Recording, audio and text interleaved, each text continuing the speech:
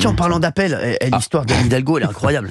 Ah oui. Ah, elle est folle cette histoire. Elle n'avait pas surveillé le forfait. Ah, mais c'est énorme. Elle a eu 30 000 euros de téléphone. C'est énorme. Non, mais elle est incroyable l'histoire. Payée par Gauthier Lebret. mérite pas. Vous savez que ça va être. Vous pouvez rappeler cette histoire pour nos auditeurs. Je la prends. On l'a pas dans les fiches, c'était pas prévu. Hein, on ne vous emmerdez pas. Mais vous avez donné l'info. Mais tous ces comptes vont être, toutes ces notes de frais vont être épluchées là. Évidemment. Parce qu'en fait, elle a fait une note de frais de 30 000 euros pour. Elle ne regarde pas son forfait, ce qu'on fait tous quand on part à l'étranger. Évidemment, on regarde. Il faut enlever donner à l'étranger. Bah oui, Donner aux voilà. auditeurs. Faut enlever Donc tout de suite donner à l'étranger. on le fait tous. On se renseigne pour Évidemment. pas après se faire. Elle ne l'a pas fait. Bien sûr. Donc elle a passé là-bas un certain nombre de jours. Elle revient. 30 000. Je rappelle que ce voyage à Haïti a posé problème aussi. Oui. Parce qu'on lui a payé l'aller, mais pas le retour, parce qu'après elle est allée voir sa fille. Il fallait qu'elle aille voir des épreuves pour les futurs JO que finalement elle n'est jamais allée voir. Mais Thio. Les futurs JO. Et enfin, rien que le voyage a posé problème. Donc là, on est sur la facture de téléphone, mais il y avait déjà toute une polémique sur. On se demandait est-ce qu'on lui a pas payé le billet à aller pour la vraie raison pour aller voir sa fille qui était là-bas à ce moment-là. Donc tu aimes bien cette transparence, Gauthier, là, de savoir ça. Joli. Non, ça n'a rien à voir. Bah non, mais quand même, on est plus sa facture téléphonique. Mais ça n'a. Tant mieux. Attendez, excusez-moi, ça n'a strictement rien à voir. C'est pas des. Là, on parle de notes de frais. Fabien, tu nous as fait quoi? Tu nous as fait le patrimoine. J'en ai rien à faire de savoir ce que Anne Hidalgo avait avant de devenir maire de Paris. Ah bon? Et si tu t'aperçois qu'elle a beaucoup plus à la fin de son mandat? Mais ça n'existe pas. Ça n'existe pas. Personne ne s'enrichit avec la politique. Si tu veux vraiment t'enrichir, tu vas en privé. Qui ont été condamnés pour ça.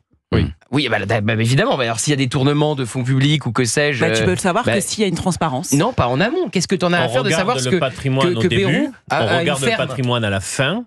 Et si on trouve qu'il y a eu un enrichissement indu, on cherche pour voir s'il y a conflit d'intérêt. Olivier, je suis d'accord avec vous. Expliquez à Gauthier qui visiblement ne comprend pas. Mais il est contre le principe. Après, il y a un argument qu'il donne qui est juste, c'est que ça peut tuer des vocations. Il y a des gens qui n'ont pas envie que tout ça soit étalé. Explique à Géraldine qui comprend pas. Il y a les deux. Je vais vous dire, moi je pense que la vérité, je pense qu'il y a des gens aussi qui s'en foutent totalement, qui disent voilà, oui, j'ai réussi, alors j'ai réussi, je veux devenir peut-être président de la République ou ministre ou Premier ministre, ça arrive. Et alors, quel est le problème? Quel est le problème? Tu sais que pour les parlementaires, comment ça ne vous gêne pas, vous, Cyril? Moi, pas du tout. Vraiment, pas du tout.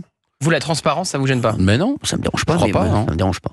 Franchement, ça me dérange pas, Gauthier. Et moi, ça ne me dérangerait pas.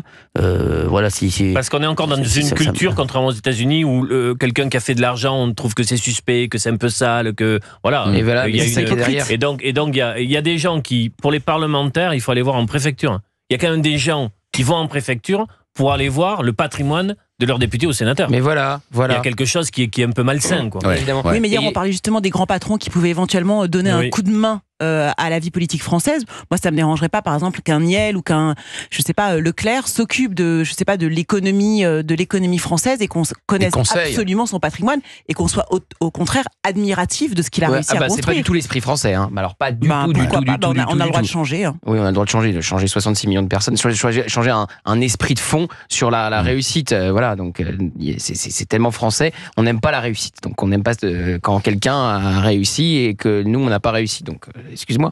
Aux États-Unis, c'est quand il y a quelqu'un qui a une belle voiture, on se demande comment il a fait. En France, on lui demande comment lui voler. C'est sûr. Si je fais un gros trait. Donc, voilà.